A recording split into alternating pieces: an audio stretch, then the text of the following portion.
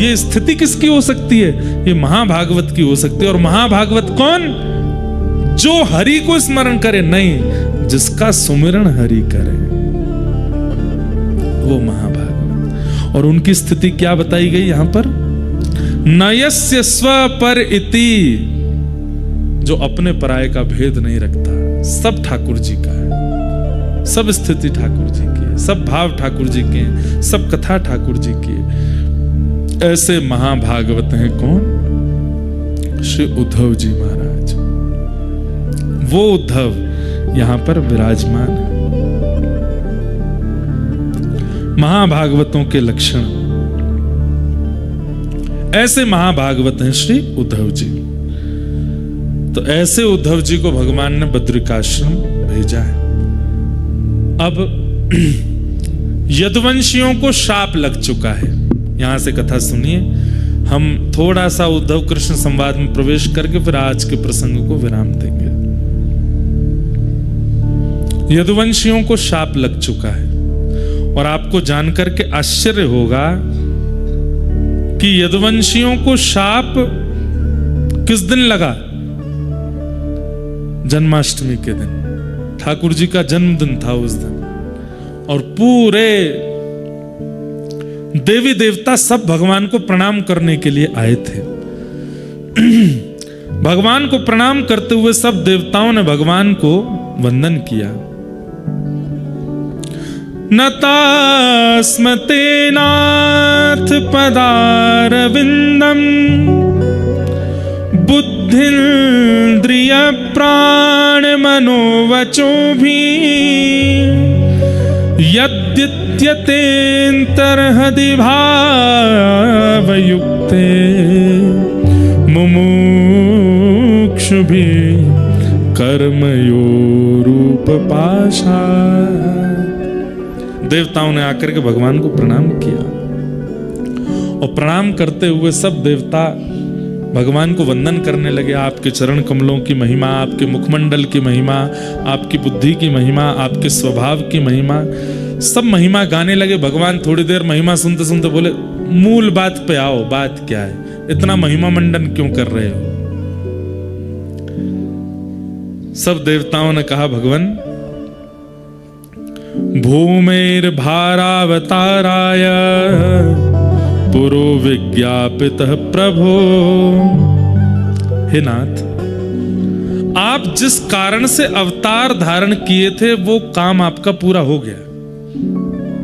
भगवान के अवतार के कारण क्या है? पहला कारण धर्म संस्थापनार्थाय, धर्म की स्थापना। दूसरा कारण क्या है? वैष्णव संत और भक्तों को दर्शन, वो भी पूर्ण हो गया। तीसरा कारण क्या है? राक्षस दुष्ट और दैत्यों का वध।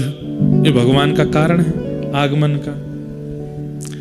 देवताओं ने जाकर के कहा कि नाथ, आपका अब कारण पूरा हो चुका है, अब आप वापस वैकुंठ चलो, अपनी लीला पूरी कर दीजिए। और आज तो यदुवंशियों को शाप भी लग गया है, अब नाथ आपको वापस चलना चाहिए।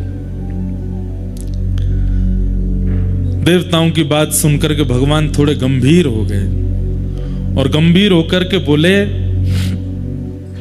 मैं अगर चला गया तो मेरे भक्त कहां जाएंगे? मैं अगर चला गया तो मेरे आश्रय में जीने वाले ये सब लोगों का कल्याण कैसे होगा? मैं अगर चला गया तो इस पृथ्वी की रक्षा कौन करेगा? धर्म की स्थापना जो मैंने करी है वो कैसे पूर्ण होगी? तब देवता जन भगवान से कह रहे हैं कि हे नाथ, आपने जितने भी लीलाएं की हैं उन लीलाओं का श्रवण, कथन, पठन और विचार अब यही मानवों का कल्याण करेगा। आपकी उपस्थिति आवश्यक नहीं है अब मानव कल्याण के लिए। आपकी लीला का अनुसरण और आपकी लीला का चिंतन, कथा का श्रवण, उसी से ही मानव का कल्याण हो जाएगा। कृपा करके अब तो आप चलिए। तब भगवान ने मन में विचार किया और यहां पर स्पष्ट ब्रह्मा जी कहते हैं कि भगवान कितने वर्ष के हो गए आज? आज जन्माष्टमी है, तो यहां लिखा है सारस्वतम व्यतीयाय पंचविंशाधिकम प्रभो। बोले कितने वर्ष के हो गए आज ठाकुर जी? बोले 125 वर्ष के हुए। उद्धव कृष्ण संवाद जन्माष्टमी को ही प्रारंभ हुआ है और 125 वर्ष की आयु में ठाकुर जी ने उद्धव को यह ज्ञान उपदेश दिया है। महाभारत का युद्ध बताते हैं, उस समय ठाकुर जी 80 या 90 के मध्य में थे, लेकिन भगवान की आयु सुनकर के आप किसी भी रूप में भगवान की वृद्धावस्था का अनुभव मत कीजिएगा। ठाकुर जी वृद्ध नहीं है, ठाकुर जी 125 वर्ष के हैं। भगवान का पुत्र प्रद्युम्न 80 वर्ष का है, भगवान का परपुत्र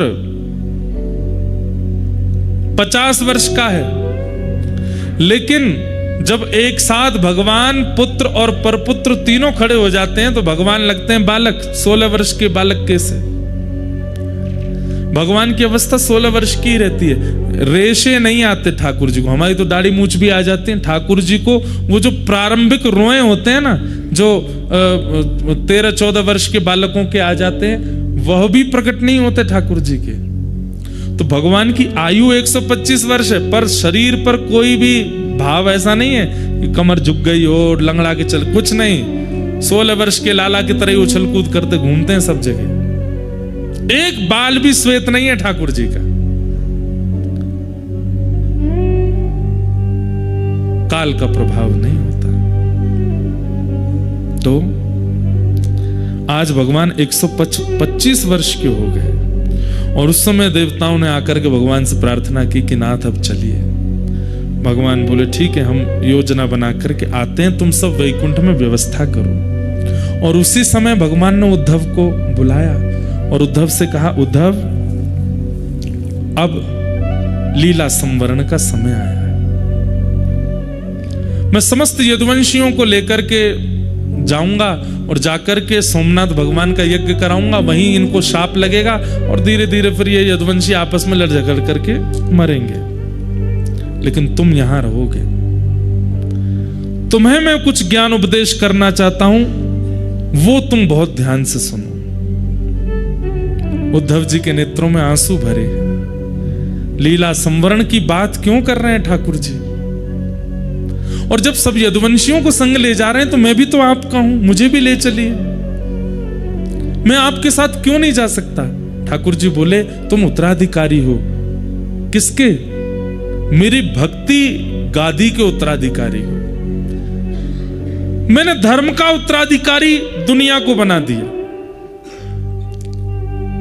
लेकिन मैंने जो भक्ति प्रेम की व्यवस्था की है उसके उत्तराधिकारी तुम हो उद्धव। इसलिए तुम्हारा रहना आवश्यक है। और तुमने कामना की है व्रजमंडल की प्राप्ति की, इसलिए तुम्हें तप करना पड़ेगा। तो इसलिए अब तुम रहोगे यहां पर। क्या आज्ञा है मेरे लिए?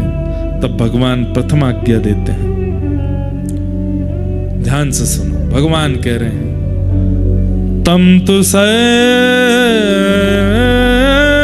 परित्यज्य स्नेहं स्वजन बंधुषु मय्या विषय मन सम्य समुद्रे विचरस्वगा। क्या करो? तम तो सर्वम परित्यज्य, अब तुम सब छोड़ दो। और यहां पर सर्वम के बाद एक शब्द कहा है भगवान ने, और वो शब्द का नाम क्या है? स्नेहम।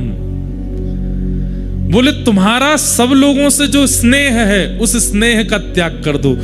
व्यक्ति का त्याग हम लोग कर देते हैं, लेकिन उसके प्रति जो हमारा स्नेह, इच्छा, ममत्व, उसका हम त्याग नहीं कर पाते। और एक और बात सुनिए, अहमता ममता अलग बात होती है। श्रीमद् भागवत जी के प्रारंभ में अहमत्व और ममत्व के त्याग की बात आती है, लेकिन आज ठाकुर जी ने भागवत जी के विश्राम में एक शब्द और कहा है। क्या? स्नेहम परित्यज्य। सब लोगों को छोड़ना बड़ी बात नहीं है। अब आप छोड़ छाड़ करके बद्रीनाथ आ गए, पर चिंता लगी भैया घर में क्या हो रहा होगा, वो क्या कर रहे होंगे, वो कैसे कर रहे होंगे, अब क्या हो रहा होगा, कहीं ऐसे खराब तो नहीं कर दिया होगा। फिर फोन लगा, अब तो नेटवर्क आने लगे। हम तो उस काल में बद्रीनाथ आए जब यहाँ पे घूमना पड़ता था, तब कोई आके बोलता था सुनो कहाँ हेलीपैड के पास जाओ, वहां नेटवर्क है। वहां जाके फोन लगा रहे हैं घर वाले, हाँ ठीक हो, सब ठीक है। 3 दिन से घर वाले रो रहे हैं, क्यों, कोई अते पते ही नहीं है, गया है। 3 दिन बाद फोन लगा तो पता चली कि हाँ ठीक है, जीवित है। ऐसी स्थिति थी बद्रीनाथ की। गीजर नहीं होते थे कमरों में, तप्त कुंड की बाल्टी आती थी 15 रुपए में, और वो बाल्टी जब तक कमरे पे आती तब तक ठंडा ही हो जाता था। बच्चे कुछ जितना वो गर्म होता था उसी से ही नहाना पड़ता था। कई बार तो बेचारे कोई स्नान करने के लिए गए, उनको पता चली कि तप्त कुंड का पानी, और सोचा गर्म ही होगा, मग्गा डाल के जैसे ही डाला भीतर से ही चीख निकली महाराज। वो सब स्थिति भी देखी है। चाय बनी, बन के कमरे में आई है, तब तक तो वो शरबत हो चुकी है। ऐसा बद्रीनाथ भी रहा है। गीजर नहीं होते थे, फोन के नेटवर्क नहीं होते, इंटरनेट तो चलता ही नहीं था। 2022 तक भी नहीं चलता था इंटरनेट। अब तो सब सुविधाएं हो गई यहां पे। पर हम सब छोड़ के आ जाते हैं, पर हमारा स्नेह नहीं छूटता। ठाकुर जी कहते हैं उद्धव, अब तुम स्नेह का त्याग करो। स्वजन बंधुषु, तुम्हारे जितने भी स्वजन हैं, जितने भी बंधुजन हैं, जितने भी प्रियजन हैं, इन सब से अब तुम स्नेह का परित्याग कर दो। क्योंकि जब तक ये स्नेह इस चित्त में रहेगा, भले शरीर से तुमने किसी का भी त्याग कर दिया हो, मेरी प्राप्ति नहीं हो पाएगी। क्योंकि मेरी प्राप्ति देह से नहीं, स्नेह से ही होती है, और वो स्नेह अभी भी तुम्हारा उनमें है, तो मैं कैसे मिलूंगा? इसलिए तुम स्नेह का परित्याग करो। स्नेह कैसा होता है? चिंतन के रूप में होता है। भले ही जीव शरीर से सामने नहीं है, भले ही जीव वार्ता से सामने नहीं है, भले ही उस जीव की चर्चा भी हमारे आसपास नहीं हो रही, पर हमारे चिंतन में उसका ध्यान बना हुआ है। कैसा है, क्या, यही चिंतन, इसको स्नेह कहते हैं। और जब तक ये स्नेह का त्याग नहीं होगा, तब तक भक्ति मार्ग में तुम उपलब्धियों के रूप में अपने हृदय की स्वच्छता कर लोगे, बुद्धि की स्वच्छता कर लोगे, अपने विवेक की प्राप्ति कर लोगे, पर मेरी प्राप्ति नहीं हो पाएगी जब तक स्नेह नहीं जाएगा। समझ रहे हैं बात को? इस भक्ति मार्ग में आगे चल के बहुत उपलब्धियां मिल जाएंगी आपको। आप विवेकी हो जाओगे, आपको आपत्ति विपत्तियों की पीड़ा आनी बंद हो जाएगी, आप सबसे परा होते चले जाओगे। बिल्कुल एक मठ मंदिरों में रहने वाले तपस्वी की भांति आपकी स्थिति हो जाएगी। लेकिन कृष्ण दर्शन नहीं होंगे। क्यों? क्योंकि स्नेह अभी चित्त में है दूसरे के प्रति।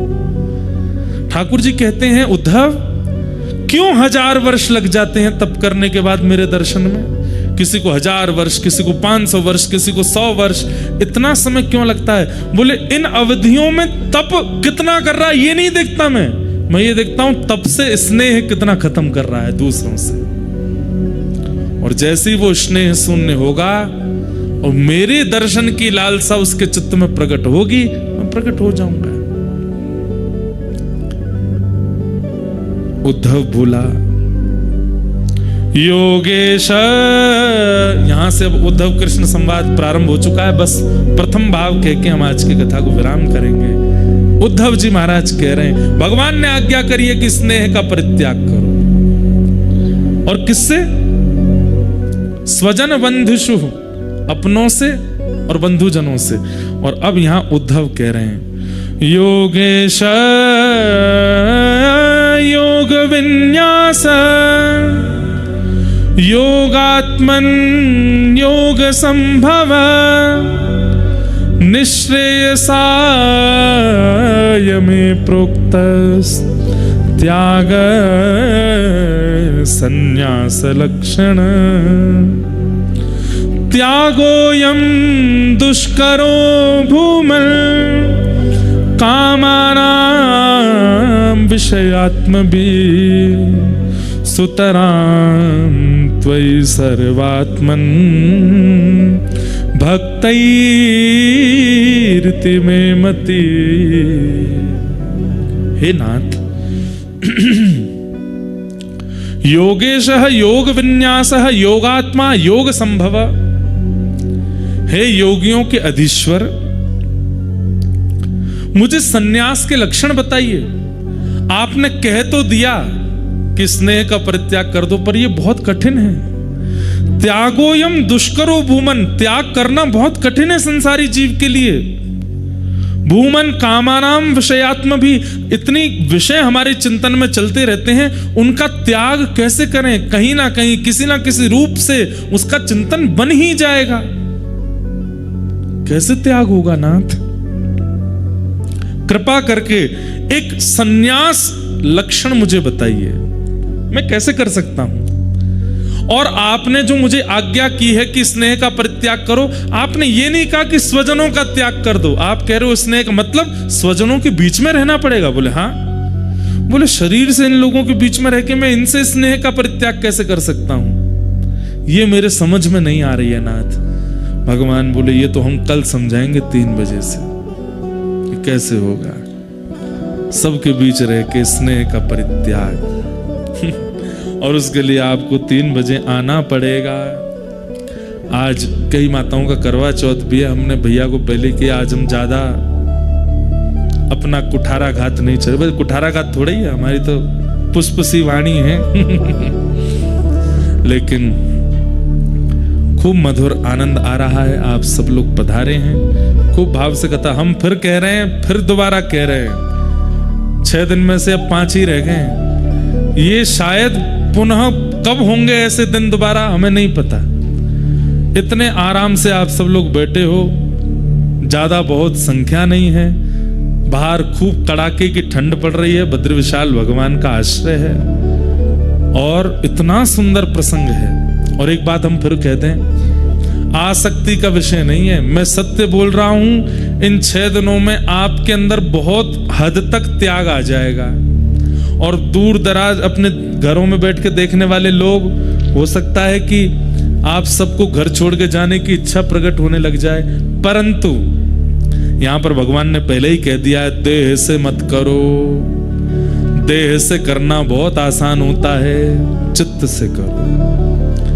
देह से बद्रीनाथ आना बहुत आसान है, देह से तप करना बहुत आसान है, देह से पेड़ पे उल्टा लटक करके भजन कर लेना ये भी कर लेंगे लोग। देह से, अरे कहां तक, एक आदमी हमारे सामने गंगा जी में नहा रहा था, अलकनंदा जी में, उसको देख के हमें कुकड़ी हो गई। मैंने कहा यार ये कैसे नहा रहा है? परंतु देह से सब कुछ करना संभव है, मन से नहीं होती चीजें। और वो मन से कैसे होंगी वो भगवान यहां बताएंगे। इसलिए स्वामी श्री हरदास जी की स्थिति सुनी है, मीराबाई की स्थिति सुनी है, सब भक्तों की स्थिति सुनी है, पर उस स्थिति की प्राप्ति कैसे हो वो भगवान यहां बताएंगे। उस भावना को आप लोग ध्यान से सुनिएगा। आज के मधुर भाव को यहीं विराम देते हैं। कल 3 बजे से कथा प्रारंभ होगी। आप सब लोग, और देखिए हमारे मन के ऊपर है, हमको जितना आनंद सुख मिलेगा हम उतनी देर कहेंगे। जितना लगेगा कि देखो ये सामान्य कथा होती तो हम 4 घंटा भी सुना में, परंतु ये अब ऐसी गरिष्ठ कथा हो रही है कि आपको पचाना पड़ेगा। और पचाने के लिए उतना ही दिया जाएगा जितना आप पचा सको। जो नहीं पचा पाओगे उतनी ज्यादा भावनाएं हम यहाँ नहीं कहेंगे। आइए आज के कथा को मधुर विश्राम देते हैं। हे भजो मुकुंद माधव मुरारे,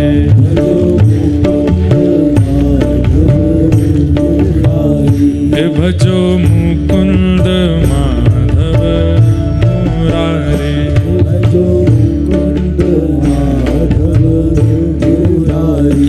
हे गिरधारी बनवारी,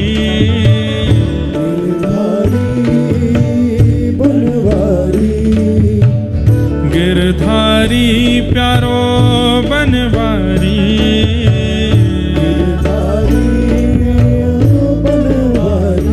हे गिरधारी